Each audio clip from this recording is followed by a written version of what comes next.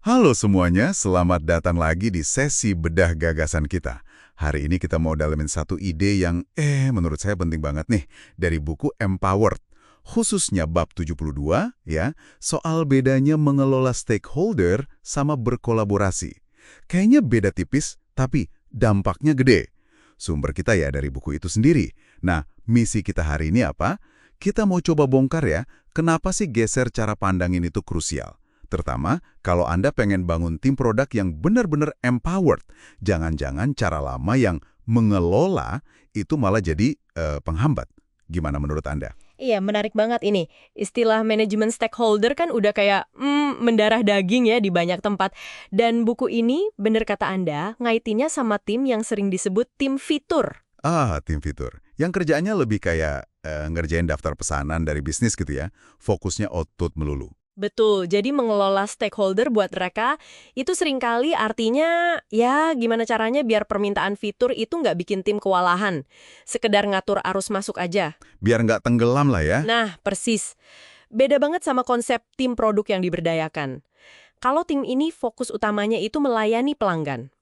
Tapi, nah ini penting, dengan cara yang juga berhasil untuk bisnis. Oke, jadi bukan cuma pelanggan seneng, tapi bisnis juga harus untung atau ya sustain gitu ya? Benar banget. Disinilah perannya berubah. Stakeholder itu bukan lagi dikelola permintaannya, tapi jadi mitra. Mitra penting buat kolaborasi. Mitra ya? Iya, mitra. Khususnya buat mastiin aspek kelayakan bisnis. Atau kalau pakai istilah di buku, viability. Itu salah satu dari 4 risiko besar produk kan? Oh ya, 4 risiko itu. Value, usability, feasibility, sama viability. Nah, viability ini sering agak tricky ya. Bisa dielaborasi dikit soal viability ini. Dan kenapa kolaborasi jadi kunci di situ? Tentu. Jadi viability ini nyentuh semua aspek bisnisnya. Misalnya, apakah solusi kita ini patuh sama regulasi? Terus model bisnisnya gimana? Masuk akal nggak? Mendukung strategi marketing kita nggak? Keuangan gimana? Nah, ini semua butuh input dari stakeholder terkait.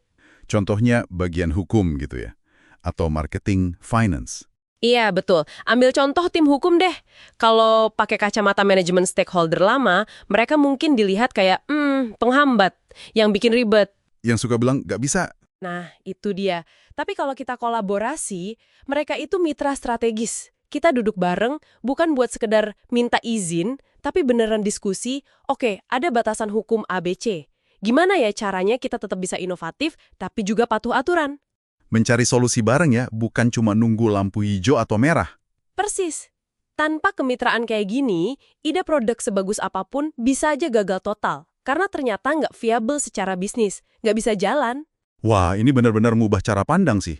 Jadi bukan lagi kayak tim produk ngasih laporan atau minta approval gitu ya, tapi lebih setara. Iya, setara sebagai mitra. Manajer produk yang jago di tim yang diberdayakan itu paham banget kalau tiap stakeholder punya keahlian dan tanggung jawab di area bisnisnya.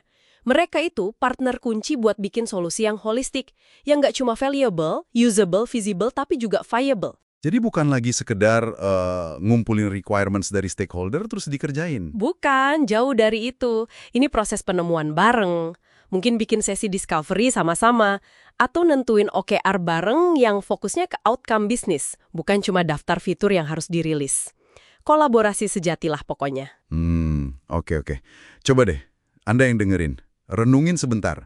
Interaksi Anda sama stakeholder sekarang ini gimana? Udah kerasa kayak kemitraan strategis? Atau masih lebih kayak, ya ngelola permintaan aja? Coba bayangin, kalau Anda ubah pendekatannya ke satu aja stakeholder kunci minggu ini jadi lebih kolaboratif, kira-kira apa ya dampaknya? Tapi ada satu hal yang perlu hati-hati juga nih. Buku ini juga nyinggung. Kadang stakeholder itu mungkin nyoba masukin fitur kesayangan mereka gitu. Oh, yang nggak terlalu strategis tapi mereka pengen banget ada. Iya, alasannya mungkin, ini kan cuma kerjaan rutin, atau buat keep the lights on aja. Nah, kalau tim yang diberdayakan ini terlalu sering nurutin yang kayak gini, tanpa diskusi yang benar, fokus ke outcome yang udah disepakati bareng, bisa buyar. Terus gimana dong tim yang kolaboratif nanggepinnya? Masa ditolak mentah-mentah? Nanti hubungannya rusak dong. Ya nggak gitu juga. Tim yang kolaboratif itu akan bawa permintaan ini ke forum diskusi prioritas yang transparan. Mereka bakal nanya balik secara konstruktif. Oke, fitur ini menarik. Gimana ya ini bisa bantu kita capai outcome X yang jadi tujuan kita bersama? Oh, jadi dikembalikan ke tujuan bersama ya, bukan sekedar ya atau tidak. Betul, fokusnya di situ. Gimana kontribusinya ke outcome?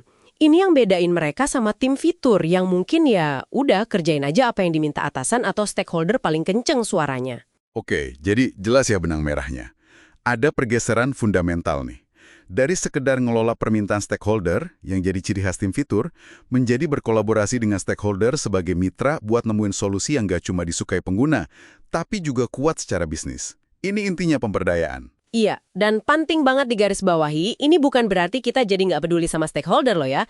Justru sebaliknya, kita bangun hubungan yang beda, lebih dalam, lebih strategis, lebih kolaboratif.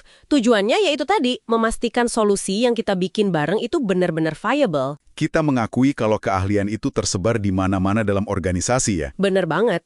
Tim produk yang empowered itu pinter manfaatin semua keahlian itu lewat kolaborasi. Nggak jalan sendiri atau cuma nunggu perintah. Oke, sebagai penutup nih, coba kita bawa ini jadi sesuatu yang praktis buat Anda. Dengan pemahaman baru ini, coba deh pikirin, ada nggak satu interaksi spesifik sama stakeholder minggu ini yang bisa Anda ubah pendekatannya? Mungkin dari yang biasanya cuma ngasih update atau nanya butuhnya apa, jadi sesi ngobrol buat mecahin masalah bareng-bareng. Kira-kira penemuan nggak terduga apa ya yang bisa muncul dari obrolan kolaboratif kayak gitu? Coba direnungkan.